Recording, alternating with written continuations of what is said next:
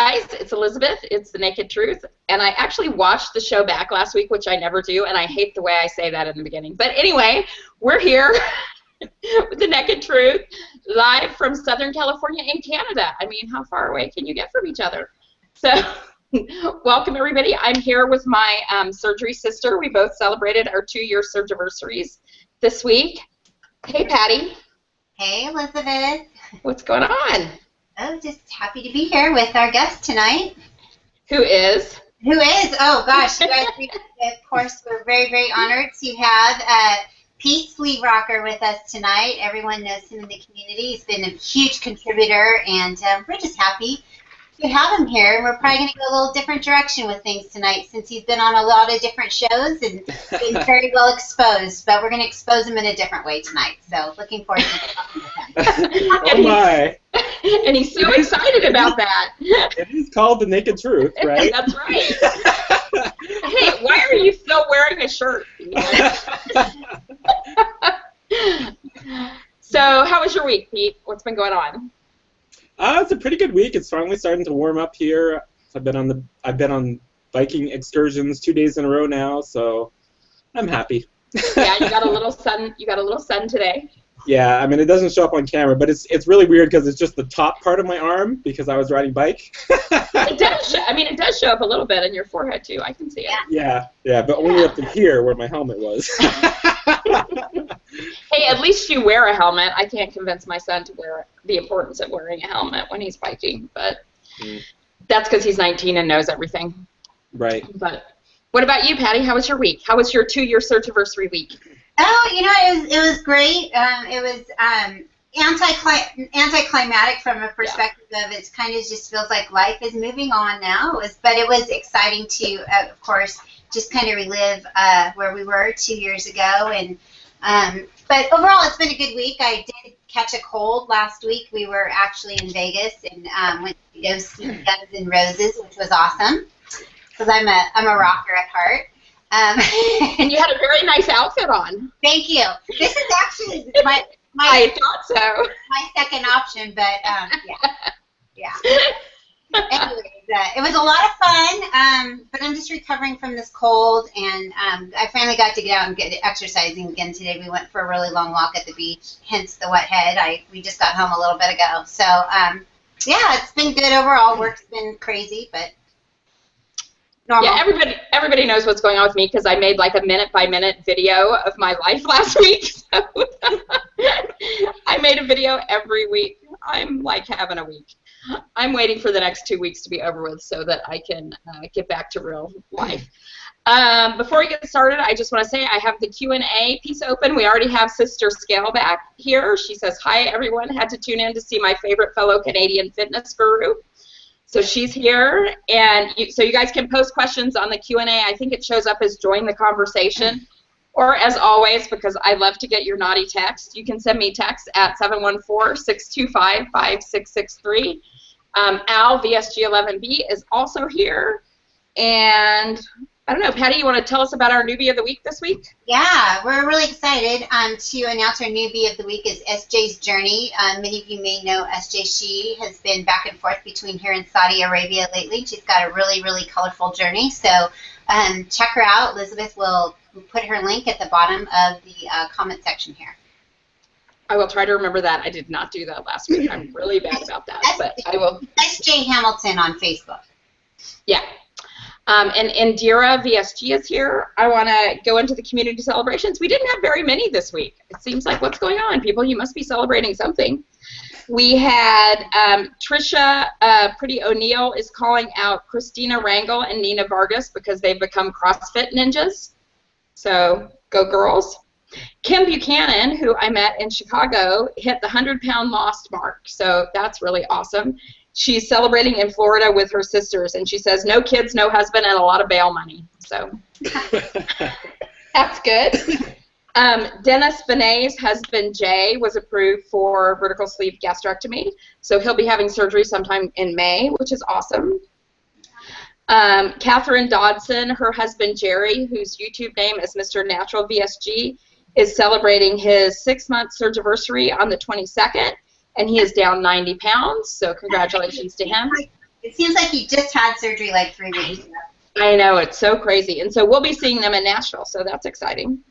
And I mentioned, I think I didn't say this on The Naked Truth, I said it on one of my own videos, but we had a couple engagements in the community last week that were exciting. So Les of Sarah and Gooch Monster got engaged, so that's very exciting. Congratulations to them. I'm sure they're not watching. They're doing karaoke because it's Sunday, or eating, what is it called? What do they eat, Pete, in Canada? The French fries? Yeah, that. And also Rachel Rockriate, who is fairly new out of surgery, and her boyfriend Louis got engaged over the last couple weeks, so congratulations to them. And Gretchen is watching and wants to know why I'm not in bed, because I was on a hangout with her earlier and said I was going to do The Naked Truth from my bed, but then I thought better of it. So anyway, those are our community celebrations for this week. I think we have one more that I want to. Oh, we do. Sorry. Here, well, no. Well. Oh wait, I had one other one too. It's your 2-year search anniversary, Patty. Oh well, thank you. And yours. Thank you. And our surgery sister Sherry, the real Cher Bear. Yes. Her too. Duh. Okay. Yeah. Anyway. So, all right. Well, Pete, we're so excited. So let's get into the boring stuff first, and then we'll get into the juice. No, I'm just kidding. You have had such a great. Wait. There was something else you needed to do before we got into that. Those comments. Oh, we're doing the comments first. Gotcha. Yeah. Excuse me. Sorry. No, that's okay. I'm such a control freak on my run-up show. No, I wrote down the question before, so no worries.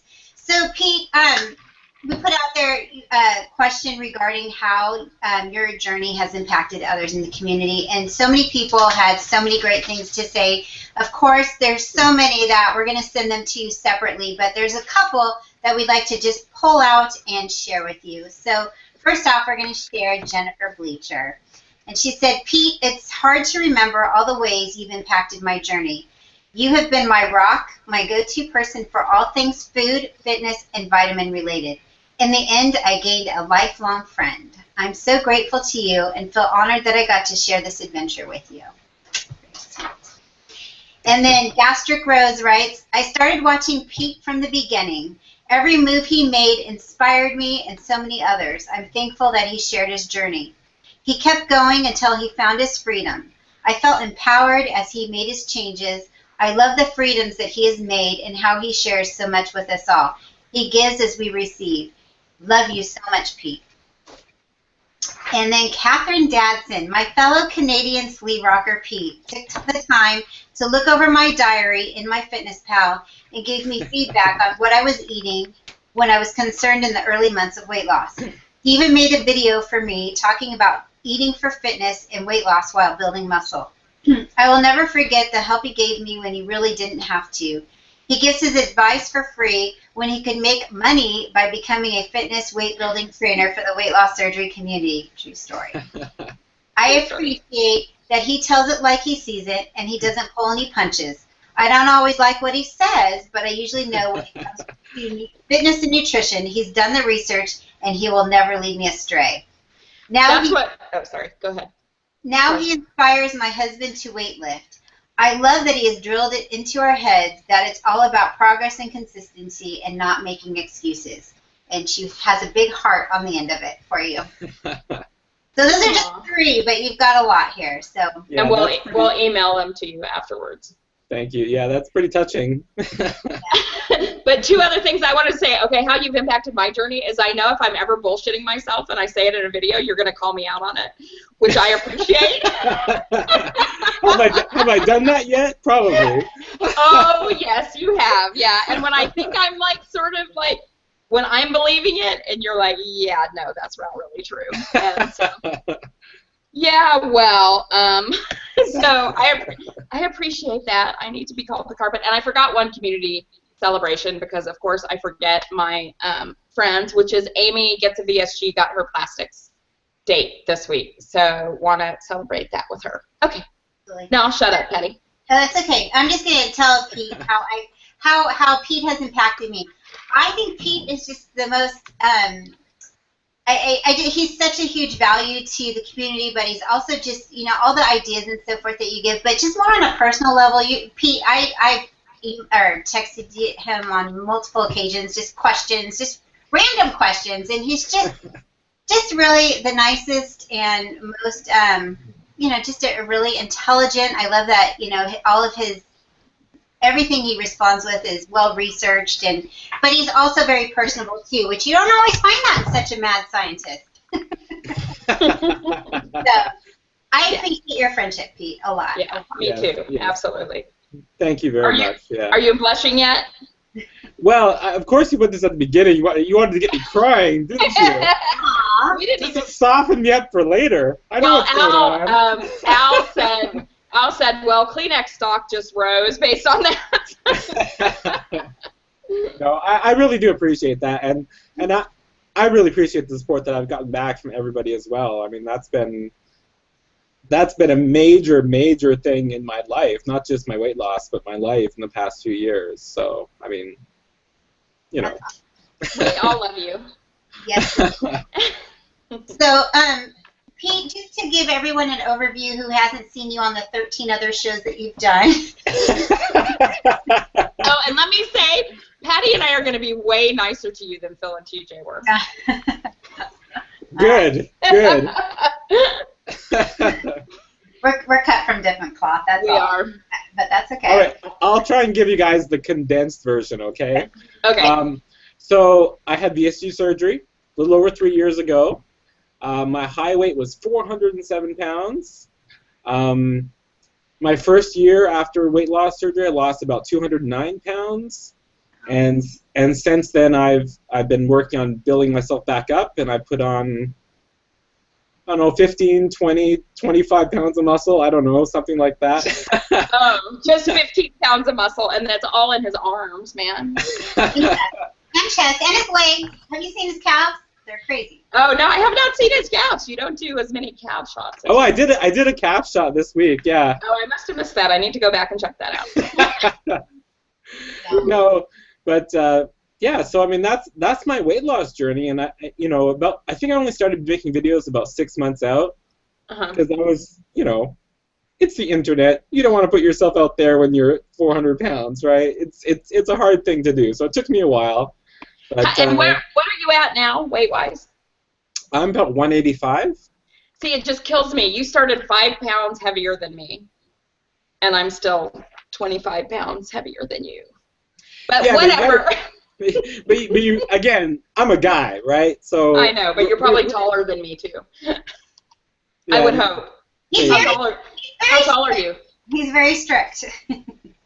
Yeah. I mean, I'm very strict. I mean, Yeah. For the past 3 years, I've logged everything that I've eaten in MyFitnessPal. Yeah. So that leads us to one of the questions that we got on Facebook, which was someone had asked about what your macros were when you were in the losing weight stage of your journey. Yeah, and I was super strict my first year.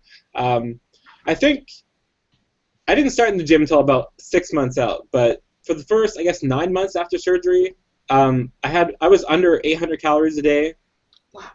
120 grams of protein approximately, but I made sure to get in 20, 25 grams of fiber, and my carbs were like 80 to 100 total, so pretty low, pretty basic, and I ate pretty much the same thing like from day to day. What did you eat? What was your basic diet early on? Like I'd have like a lot of yogurt, Quest bars, of course, and then like meat, and a really sad amount of vegetables, like 3 broccoli florets, because that's all I could fit in,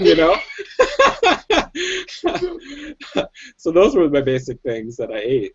And how is it now? What are your macros in your diet? What's your diet now? It's like whenever you post, I'm like, how many calories are you eating? Yeah, right now I maintain my weight at about 3,600 calories. So wow. That is crazy. And I take in about 400 grams of carbs a day. 400 grams of carbs or protein? Carbs. Oh, how much protein? I try and hit 200 every day.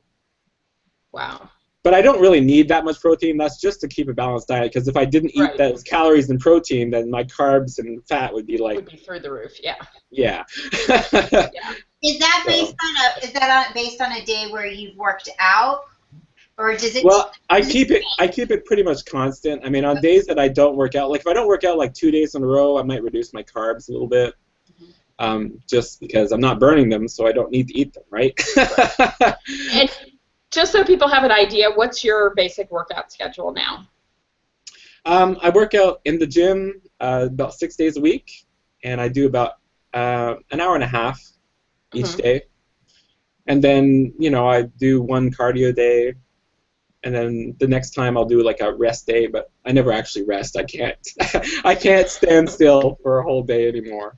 So I usually just go for a walk outside or something minimal, you know. Okay, I have a very irrelevant question. What is that poster behind your head?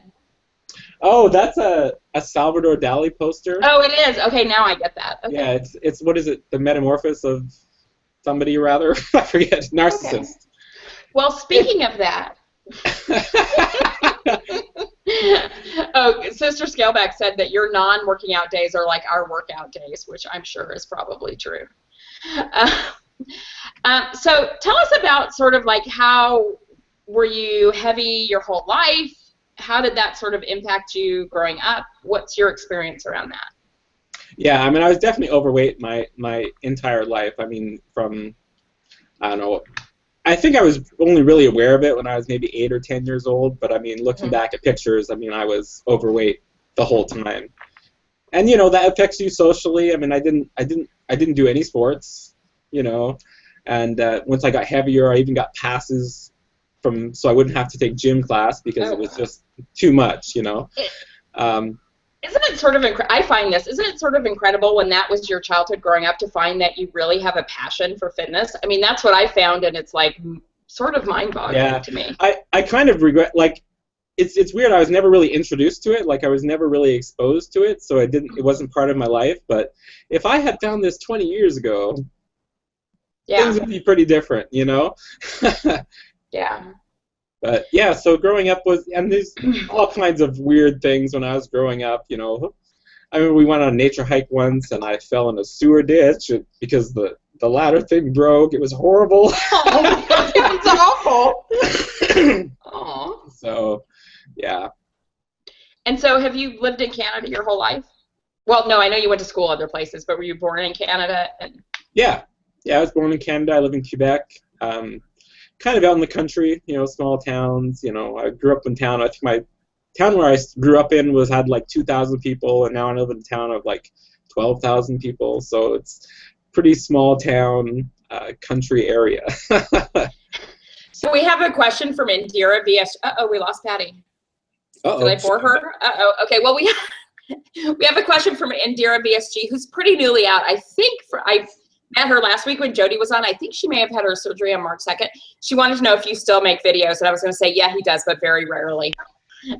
Yeah, I try and do about one every month, but I don't have a lot to say, and I'm going through a lot of health issues right now, so I try not to complain too much, but I still manage to complain quite a bit. So what do you think, like, the biggest ways that being overweight kind of impacted you growing up were? Well, I mean, it was my comfort. I mean, it was, you know, when I got my allowance, I mean, the first thing I would do would run to the store and buy something, you know, ice cream or chips or whatever, you know, and it was my comfort all the way through. Yeah. You know, I didn't have a particularly hard life, but I mean, my parents did divorce when I was young, and I spent a little time, you know, in foster care because it was a rough divorce, and I think I've had to go somewhere else to find that comfort that I needed. So food was there. Yeah, and I feel that way too. I mean, when my parents got divorced, that's when I started looking to food for. Mm-hmm. Whatever that was. How did you find that transition after you had weight loss surgery when that was no longer really an option? Yeah, that was really tough because I had been trying actually for the past 10 years. I've been trying to control my diet for health reasons, but I would still binge, and I love my binges, and I kind of miss my binges. You know, I mean, I would eat like a whole pizza or a whole bag of chips, or you know, these kind of things because I like that that full feeling. It makes you kind of sleepy, comfortable. Not wanting to deal, you don't have to deal with anything. Yeah, I'm totally hearing you. Yeah. Do you ever binge now? Excuse me? Do you ever binge now? Do you ever have any binges? Well, it's not really, but I mean I have a high calorie, so I eat every 2 hours. So there's You there's no, eat a lot. there's no time to binge, and when I do, it's. Do you have, because much. I feel like that it doesn't matter if it's like quote unquote bad. I mean, I don't like to say that anything's a bad food because I feel like, in moderation you can have a little bit of anything. Mm-hmm. But I can binge on good food or bad food. It's just based on, like, am I eating this to feel an emotional need versus eating this to fill a nutritional need? Do you have those kind of things now or no? I don't think I use food as a comfort now. Like right now, I mean, it's more of a nuisance than anything else. A nuisance. Yeah, I wish.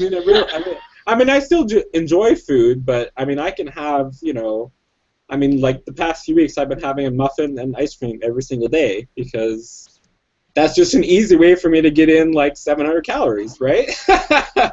But still, that's only a small fraction of my diet, right? Yeah. So I mean, that's the important thing. If you're doing that and you're only eating 1,000 calories, there's a problem. Yeah. Right. So what about I know you aren't working now, you have a lot of health issues, but what did you actually go to school for? Yeah, I went to school like my whole life. Like I love going to school. You're a PhD, right? Yeah, I'm a PhD, so I mean Dr. Pete Sleebrocker. Dr. Sleeve. Yeah, so I started in the pure sciences, and I did geology as my undergrad, and then my master's I did geochemistry, and then my PhD I did biogeochemistry, which is like throwing bacteria and organisms into the mix in like an environmental contamination kind of perspective. And then from there I did a postdoc at Northwestern. Northwestern. I knew you were in like Chicago area. Yeah, and all through that I got to work at a lot of really great research institutions like Oak Ridge National Lab. I did a stage there. Argonne National Labs outside of Chicago. What was your research area? I mean, your specific area of interest. Well, and excuse me if I start texting, because Amy says whenever she starts to talk about her job, I start texting somebody else. But anyway, go ahead. Yeah, no, the thing is, as you get farther and farther up, everything gets more specialized. But yeah, I mean, my field was, I mean, it's geochemistry. It's chemistry. It's the interaction between like minerals, contaminants, and bacteria. That was my field of expertise. So that's why I always stress to people to get in your fiber and take a probiotic. You do. You are all about the probiotics. Because I know what these bacteria do in your gut. They scavenge all those metals that you need to eat, and they produce those fatty acids that your body runs on. Gotta have them. All right, that's good. So how long were you in the U.S. before you went back to Canada? Well, let me see. I did my PhD at Notre Dame, so I was there for 5 years. You must be kind of smart. Well, that's what people always say. I'm just everybody already knows that about you. I'm just teasing. No, the thing is, I don't find myself particularly smart. I think a lot of people do a PhD. It's more persistence and just enjoying. Like, I enjoy doing research. Mm-hmm. So, I mean, it's boring for most people. For me, I enjoy that. So. Okay, so you went to Notre Dame, whatever, and then what? Yeah, and then I did my postdoc at Northwestern for about 3 years, I think. So I was like 8 years in the U.S. And how did you get your schooling in the? I mean, obviously, did you go through? Did you have a scholarship that you received, or how did you do your education in the U.S. versus in Canada, or why did you choose to do your education here? Well, the first thing when I did my PhD was I went to the U.S. because it paid a lot more. Basically, especially with the Canadian dollar exchange. Yeah. At that time, I would make basically double in the U.S. as I did in Canada. So basically, my little research and teaching assistantship that they give you when you're doing a PhD in the U.S. would be equivalent of a starting job here in Canada. So totally made sense. And Yeah. so why did you go back to Canada? well, I was 407 pounds, and my liver was failing. So talk to us a little bit about your health problems, because I know people know you have them, but I don't know that everybody understands what's exactly going on. If you're comfortable with that, if you're not, just tell me to shut up. No, it's not a big. I mean, I have an autoimmune liver disease. That means my immune system attacks my liver, and it went undetected for a long time because I was overweight. I mean, And did they just blame everything on you being overweight?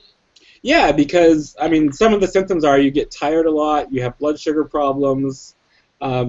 This is like being overweight, right? Yeah. So it went undetected, but it really came to a head, and it's like I couldn't get insurance in the U.S. because I was so overweight. So I had to go back. That was before Obamacare.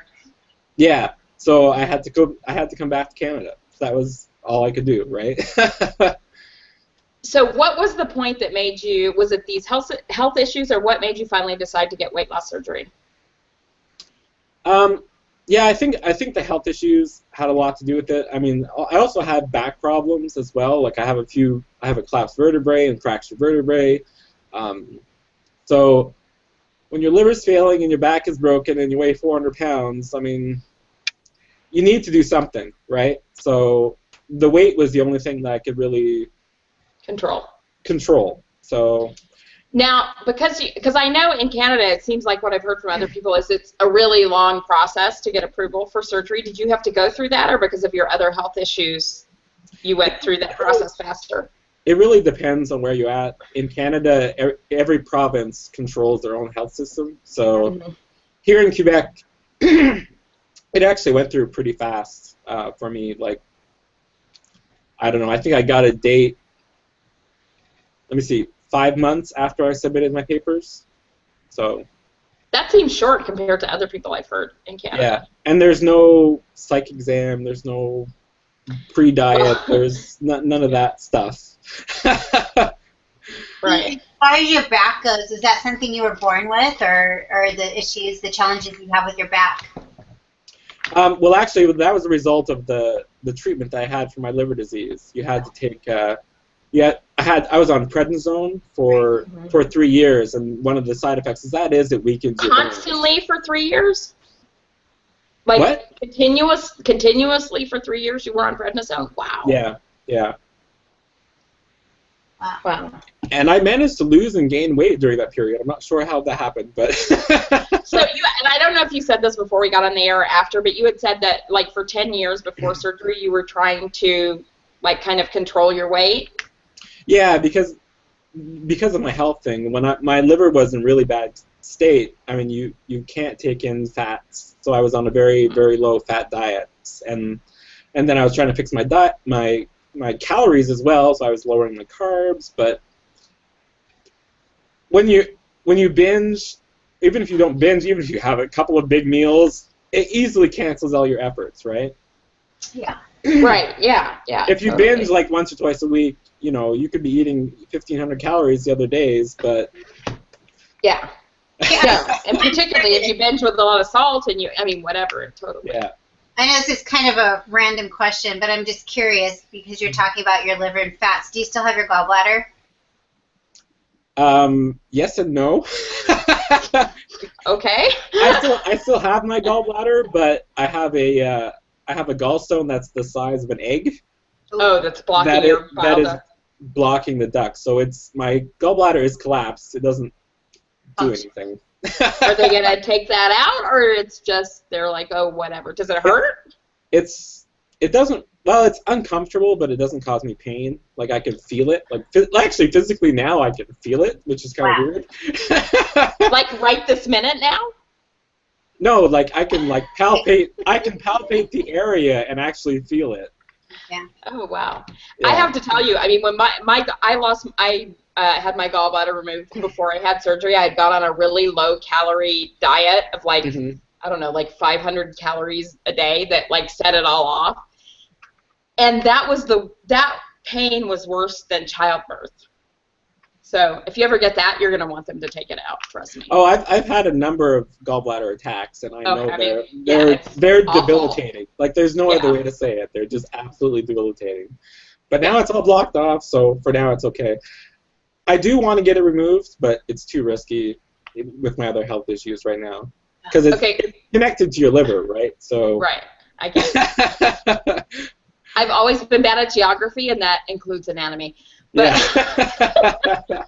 But Sister Scaleback has a question. She says, doesn't sugar hurt your liver now? How do the high-carb foods affect your liver? Not really. No? I mean, I think it's high-fat foods that affect your... Oh, well, not. She's talking about liver. Gallbladder, high-fat foods affect it. Yeah, I mean, I mean, as long as it's working some, it still does the work that it... What does a gallbladder do anyway? You probably actually know the answer to that question. Well, the gallbladder holds a bunch of bile, and that bile is responsible for digesting all the fat that you take in. So I have to keep my per serving intake of fat kind of low because I don't have that reserve of bile. So I have to rely on just what the liver can produce by itself. So it's amazing. I'm not eating any Kentucky Fried Chicken because it would just shoot right through me. Ooh, Kentucky Fried Chicken, that sounds good. They have that in Canada, Kentucky Fried Chicken? Yeah, but we call it PFK. PFK? Poulet Frit Kentucky. What is it? Poulet Frit Kentucky. It's French, huh? It's French. Okay. So I think it's pretty amazing how efficient your body is, though, at burning, especially that amount of calories and so forth. Obviously, it's your workout regimen and everything that you do, but with the health issues combined, I mean, that's pretty... You're a machine, man. Yeah. Well, I think I burn about 1,000 calories a day on average. So without exercise. With exercise, yeah. With exercise, you burn 1,000? No, you said 1,000. Yeah, 1,000. 1,000 burned exercise, and then the rest is his. Oh, and then the rest is and the rest is just me. Yeah. Yeah. Gotcha. That's amazing. That's great. So, how much French do you speak, Pete? Pardon? Do you speak French? I speak French at like a grade school level. Okay. So I mean, I can get by like shopping or having a really brief elevator conversation with somebody, but I don't like to speak like in actual conversations because I sound like an idiot. Let's just put it that way. Do you fully understand the French? Like if somebody's speaking French in front of you, do you know what they're saying? Yeah, most of the time. I mean, some people speak really, really fast, and I can't quite keep up, but I'm okay most of the time. And there's an immersion process as well. Like I spent 2 months up in this town called Chicoutimi, which is in like northern Quebec, and it's like 100% French there. And I swear, after the 2 months, I was thinking in French. Wow. Oh, that's like cool. it's very strange, and I was speaking very well as well. Were you dreaming in French? Probably, yeah. So Scotty RNY, who lives in Ontario, says that they call it the dirty bird there. They don't call it whatever you said about Kentucky Fried Chicken. It's really bad. I can't even imagine. Like I have no desire to eat Kentucky Fried Chicken. Oh my God, I would love some Kentucky Fried Chicken. No, and McDonald's, like when I drive by, McDonald's. the smell is just I'm like, no, I don't even want it. But I have to say, I actually had an Egg McMuffin. What day was that, Patty? I texted you. Okay, that I well, was getting an Egg breakfast Egg is a McMuffin different is thing. okay. I mean, I think that's kind of, I take off the top bread, and I don't think it's that bad. But anything else from there, totally gross. So let's move on to another topic. Uh-oh. Let's talk about relationships. Hey, you said you weren't gonna. I didn't. I apologize in advance, Pete. I apologize in advance for whatever she's about to say. No, I am talking in a more general thing. So you've lost 200 plus pounds. How do you see, have you seen that that's impacted your relationships with your family, your friends, your colleagues, your whatever? Well, definitely with my family, I feel that I I can be useful to them more. I don't know, it kind of sounds awful, like I wasn't useful to them before, but if someone needs to move or needs help setting up something, or if my mother needs a light bulb changed, or anything like that, I can do it, and it's not a big deal. Whereas before it was like, oh boy, Right. So I mean, that way those relationships are definitely better. Unfortunately, friendships, I don't have a lot of them because. So you seem to be a little isolated. Let's talk about that. Yeah, I'm definitely isolated, and I think that came out of being sick for so long. Mm-hmm. I mean, this is kind of contrary to what people might realize from watching my YouTube videos, but I don't really like to rely on other people, and I'm this totally same way. And when I feel sick or when I'm not 100%, I don't want to deal with anybody. Yeah. So I kind of shut down, and I didn't really keep up with all my friendships, and people move away and they get married and they have kids, and I'm still pretty much the same I was 20 or 15 or 20 years ago in terms of my life. So everyone's kind of moved on, So like my secondary countdown to Nashville goal, right? is to get Pete a date. Oh my. But I'm not going to be in Nashville, so how are you going to do that? You don't have to do. I don't know anybody in Canada. I wish you lived here. Well, that's another difficulty for me. I live in where you live. What is this place like? It sounds awful. I live in a small town, and there aren't a lot of like social events. I mean, do they have a meetup in your town? No. There's a few meetup groups like in the city, which is like an hour and a half away, but that's a big deal for me to go and do that, So it's a really small town, and it's also like, I'd say about 60% of the people only speak French, and 85% of them speak mostly French. So for people that I would feel comfortable conversing with, my pool gets smaller and smaller and smaller, right? Would you ever consider moving? I really would like to move, but it's a difficult thing to do when you're not working and. When you were in the U.S., were you here on a student visa, or how were you doing that? Yeah, it was basically a student visa, and then it was a work visa later on. But yeah. But you could come to a meet and greet and meet somebody, and then you could get married, and then you could choose that visa, right? I guess, but that seems kind of extreme. I'm just brainstorming here. Yeah. Well, stuff like travel, I mean, it's like I said, I'm not working, so it's a very, like I'm trying to go to this meet and greet in Michigan. When's the meet and greet in Michigan? I think it's June or July, I forget, but. I gotta tell you, I tried to surprise people and go there last year, and the tickets from here were like $600. I'm like, I can't do that. Yeah, I mean, in Canada, it's even more crazy, What's the drive like from where you're at to Michigan? Yeah, well, I could definitely drive it, but unfortunately, my car is like 16 years old, so it's kind of a risky proposition to drive that far, because it's I'd say about 13-hour drive.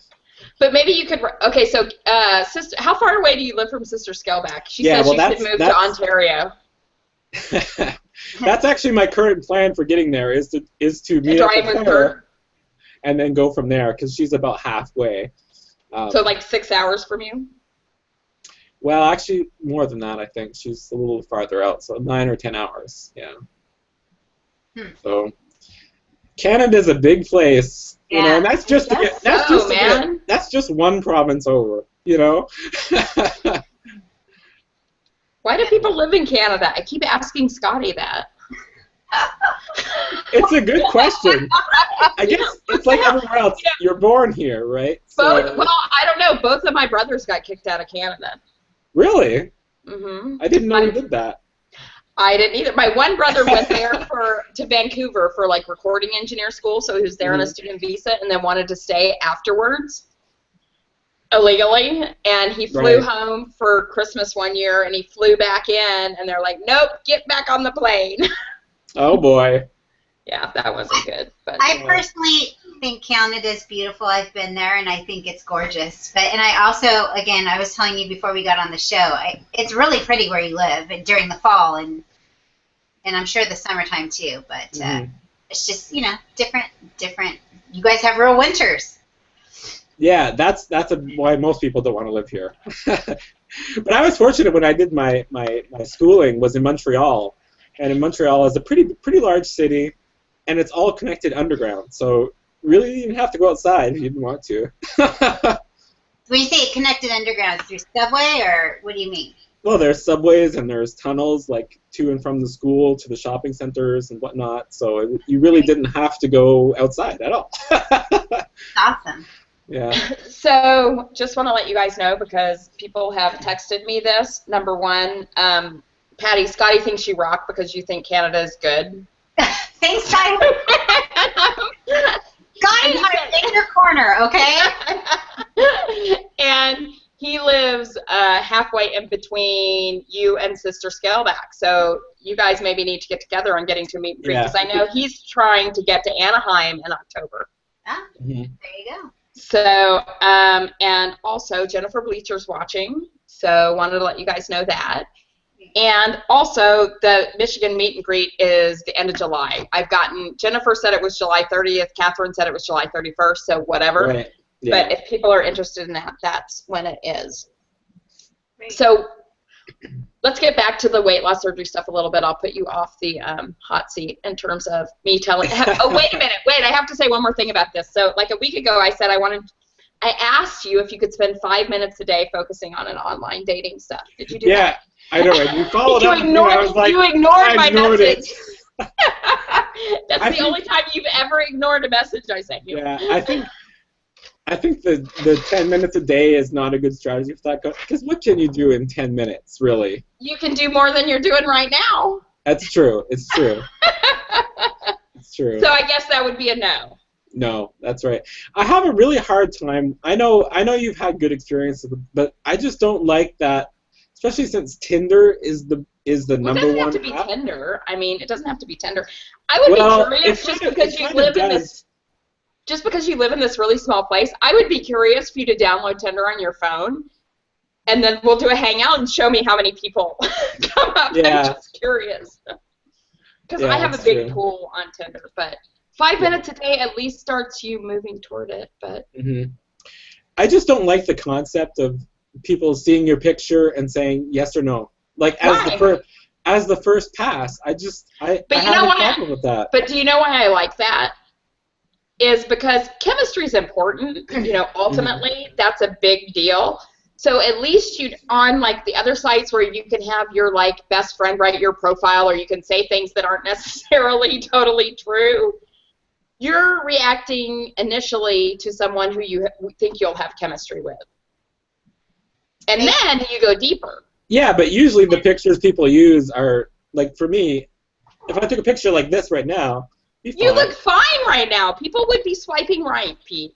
They would be, but that's what you look like. You're here on a hangout. Yeah, but if I had a picture with my shirt off, things would be different, right? They would be like swiping the other way, like at record speed. I have to say, particularly about women, because women are. I mean, I know you're really concerned about that, and I understand that, and I'm starting to get more concerned about it now that I'm gonna have to go back into the dating pool.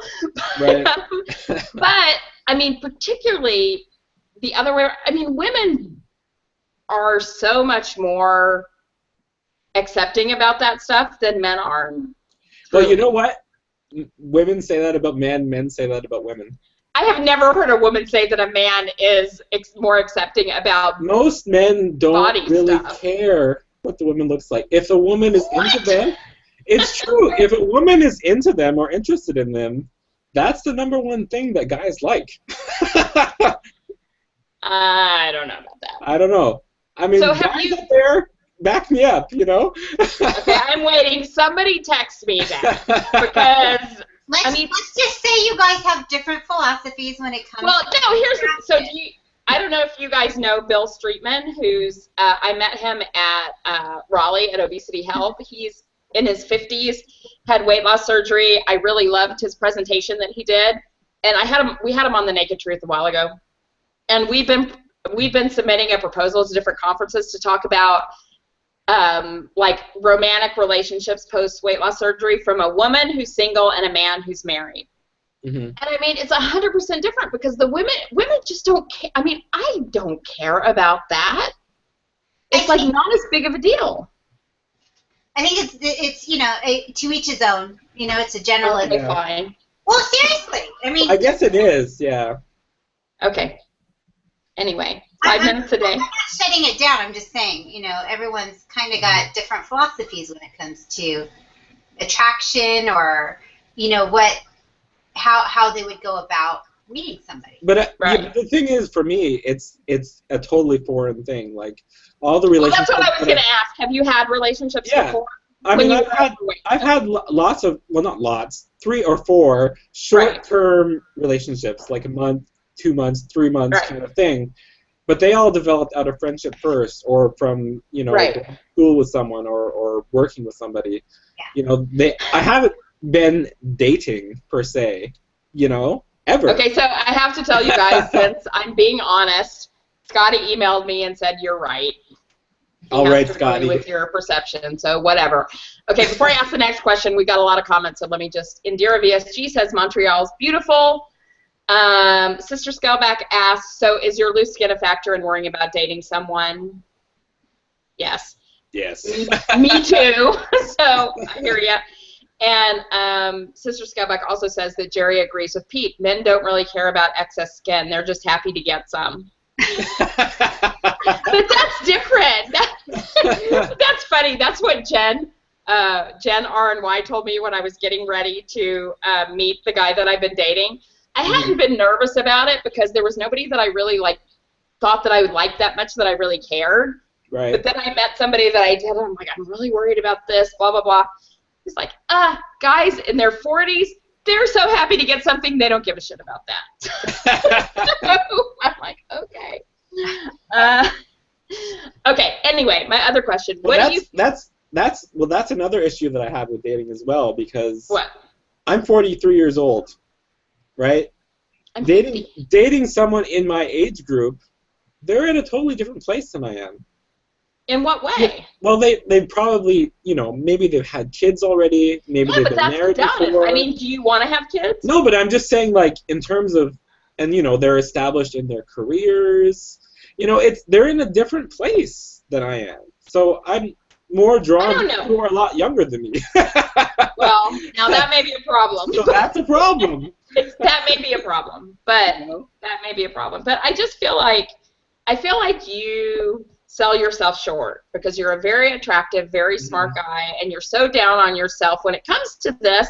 And I really do think if you just spent 5 minutes a day. Well, I think I give, and I think that's a problem too. I give that impression that I'm down on myself, but I'm not really. I mean, I know that I'm a quality person. Yeah. And I know that I would be a good partner, romantic or otherwise, to anyone out there.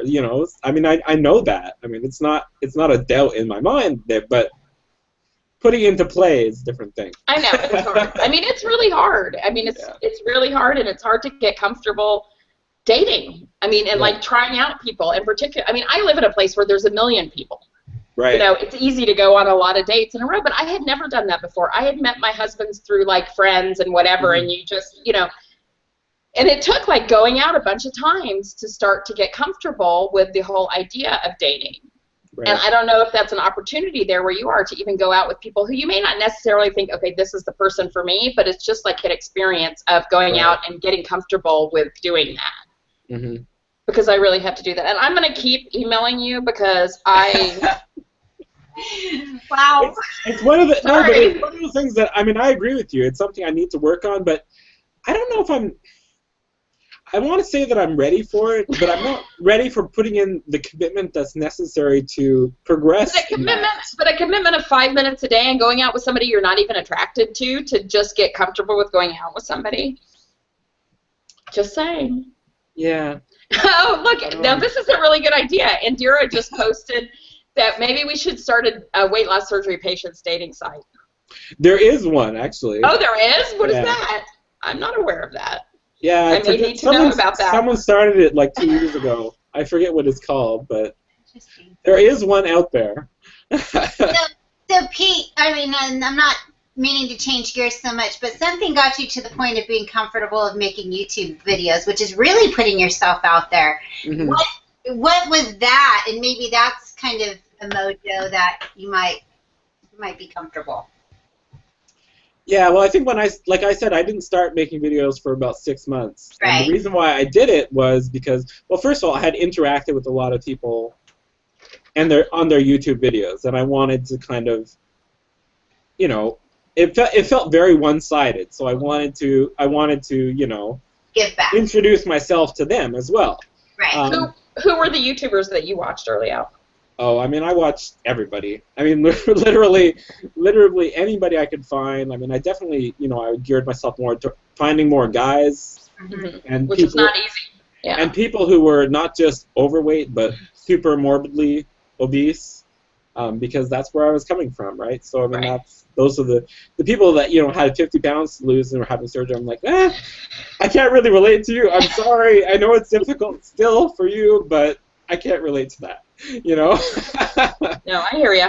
But one of the things I started because I felt like I was getting to the point where, you know, I had already, you know, at 6 months out, I had probably lost, you know, 100 pounds already. So I felt like I needed a little more support to go farther.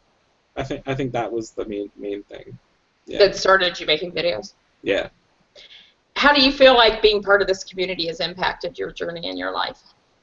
Oh, it's been huge. I mean, just to keep myself mindful of that I'm a weight loss surgery patient and I need to be thinking about this, and I need to be thinking about that, and you know, I think that's a major thing. To, you know, everyone out there should be keeping up with 1 or 2 people who put out videos just to keep them thinking about it. You know, you don't want to forget that and think that you can just act like everyone else around you, because that's not going to turn out well. Yeah. What's your favorite NSV so far? Well, I mean, it's pretty obvious. Getting on my bike was a big thing.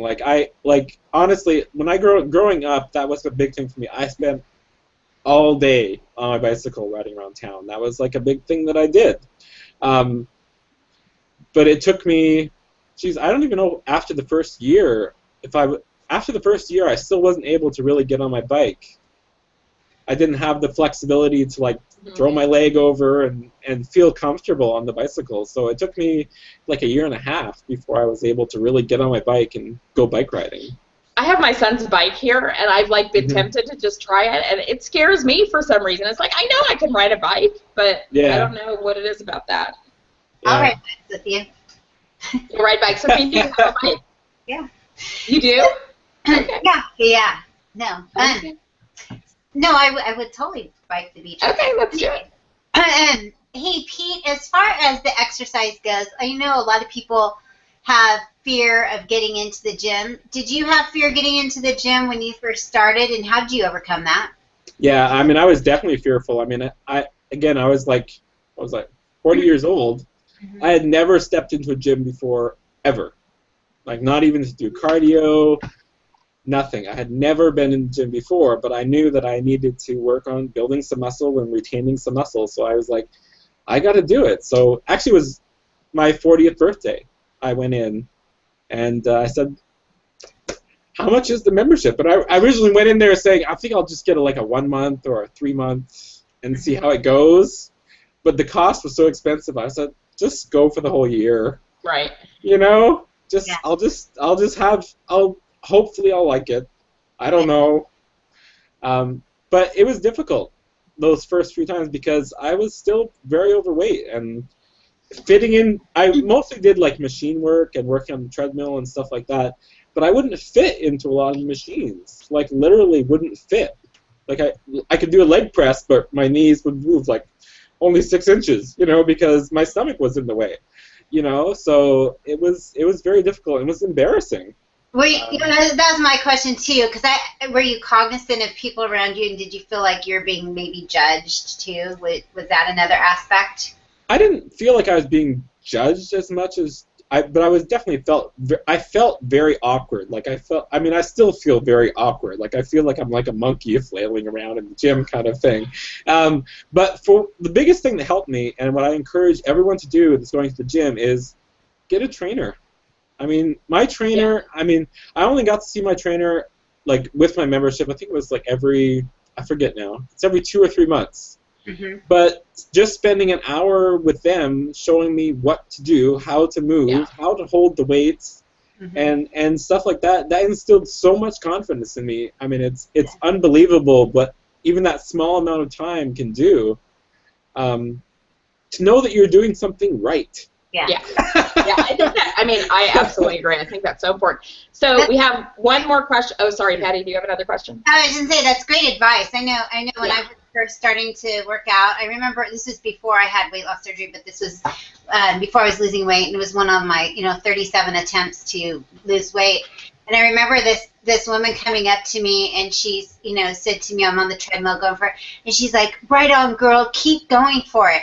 And you know what? I got totally offended and never went back. I was going to say, a guy said that to me once when I was doing Weight Watchers. Oh, I see you coming here every day. That's so awesome. Never came back. Yeah, I just felt like it was very... I didn't want that attention. It's actually kind of funny. I think when I started the gym, if someone had done that, I would have been devastated and never came back. But now, actually this year, I've had a couple of really seasoned members in the gym come up to me saying, it's like, you're looking a lot wider. Yeah. Or your bench press is looking really good, and I'm just like, I like glow for the rest of the day. I'm that way too now at the gym when people say that. But early on, it's like, I don't want you looking at me and noticing me. That's a great, huge growth in mind shift, mindset. Yeah. So we have one more question from Indira VSG that I want to get in, and then we got to wrap it up. But what do you recommend? If you can only do one thing, what do you recommend, weights or cardio? You have to do both. I'm sorry. Okay, Indira, so both. You have to do both. But you can do cardio and weights at the same time. Well, that's the thing. There's this interpretation that doing weights is not cardiovascular, but your heart rate is going. I mean, it's not. It's not constantly up there, but when you're lifting weight, if you're lifting heavy enough weight, your heart is working hard.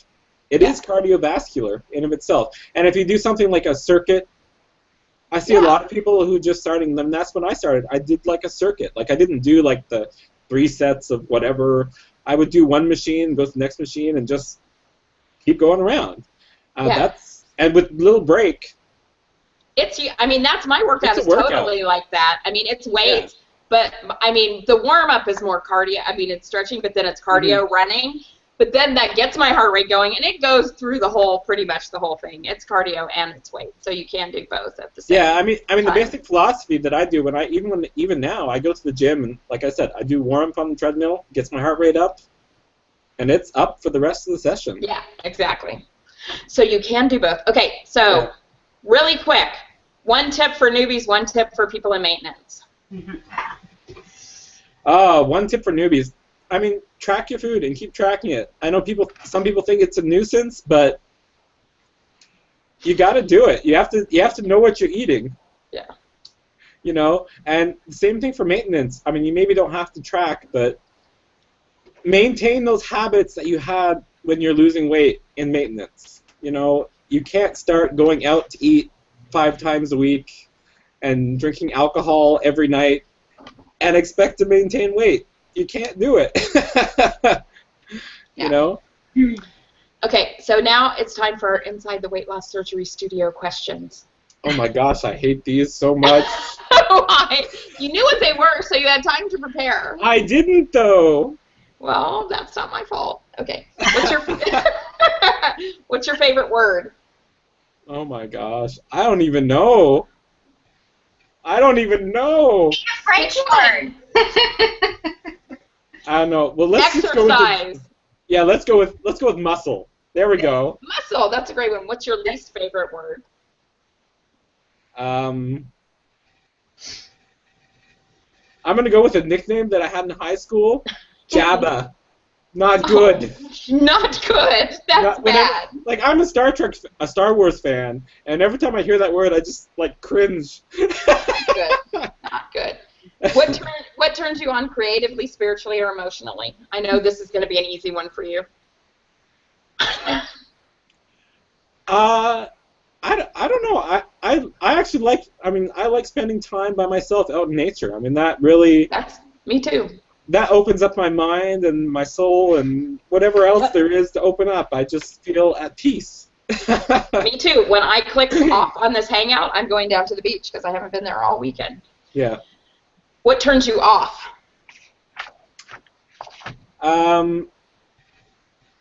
Yeah, this is going to be really bad. People who are arrogant but don't really know what they're talking about, which is what a lot of people think of me. I don't think that. No, you know what you're talking about. But in terms of, I think that false arrogance, like I'll fake it till I make it kind of thing, and people say that to me all the time, and I'm like, no, that drives me crazy. What sound or noise do you love? I like the sound of laughter. Let's go with that. So you're doing really good on these. All right. What sound or noise do you hate?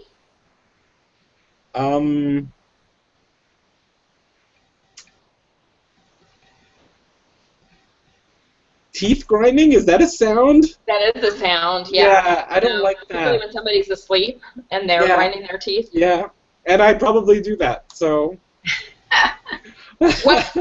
What profession would you like to attempt?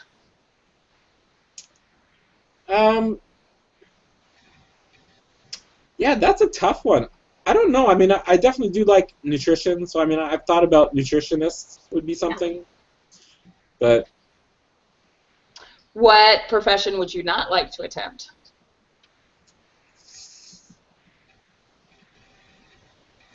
I think anything in the Army.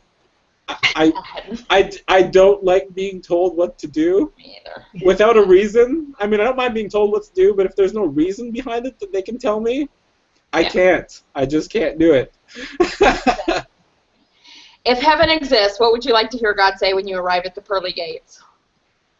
Oh my, well, I'm an atheist, so this is a tough I was going to one. say, I have a feeling this is going to be opening up a can of worms, but go ahead. I think you'd be like, surprise! Perfect. No, that's awesome. Well, thank you so much. I really enjoyed this and I feel like we kind of got to know a little bit of a different side of you tonight. Mm-hmm. Yeah. Are you good with it? Yeah, it was fun. Okay, good. Good. Yeah, well, we have a couple of upcoming shows that we wanted to plug really quickly. On this Wednesday evening, we're going to have an earlier start time with Dr. Katzen. We're going to do 6 p.m. Pacific time, so it'll be 9 Eastern time. So he will be discussing the chest. Elizabeth, I like what you put on the sheet. Boobies. Boobies. All things in the breast region. Men and women, right? He's going to go. Yes, men and women. He was very particular about that. Yeah. Yeah, and then on Sunday, April 24th, Liz will be back with Lauren Dayton, Losing Lauren, who's also getting ready for her plastic surgery. And then May 1st, Jennifer Bleacher with her roommates from Chicago will be joining us for about their meet and greet with Cassandra and TK, right? Is that correct? Yeah, I think so. And there may be other ones too, but those were the ones she had confirmed last time I talked to her. Okay. So don't forget, like, share, subscribe. When we get to 1,500, I'm going to do an Amazon gift card giveaway because that's the only thing I can manage to actually get in the mail. So we will see you guys next week. Oh, no, we'll see you guys on Wednesday with Dr. Katzen. Patty and I will be back. So Please have a great week. Questions for that. Talk to you soon. Yeah, please send us your questions. Talk to you later. Thank you. Thanks, Thanks, everyone. Pete. Bye.